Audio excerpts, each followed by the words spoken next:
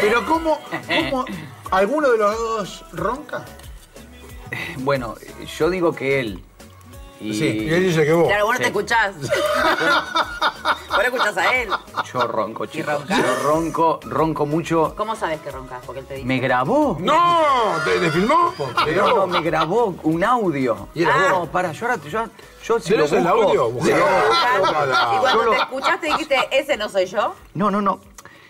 Yo no puedo creer lo que soy yo. Sí. Pero sí, Durmiendo. soy yo. Yo Pero no vos. creo. ¿Cómo él va a Y inventar? dormís con la boca abierta, porque viste que hay gente que ronca, aparte... Es que Esta el cara que de ronca ganso, tiene la no, boca abierta.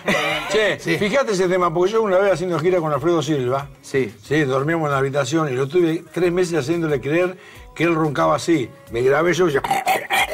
Claro, Entonces cuando se despertó le digo, escúchame, te grabé anoche. tenía que haber sido con Claro. imagen. No. Claro, video, pedí video. Yo soy los toros peleándose. Yo a ahora- mí mi mujer a los codazos me tiene que Claudia no es de roncar. No.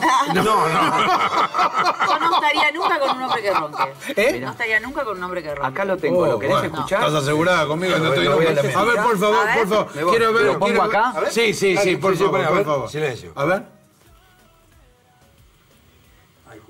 Mira. Y está en modo avión. No se escucha. No, está en modo Para. avión. ¿Tiene pila? Una vaca. Ahí.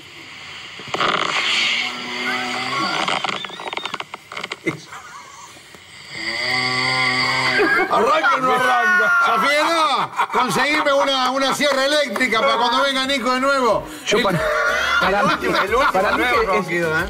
para mí que es el celular que me vibra, ¿o no? Parece una vaca.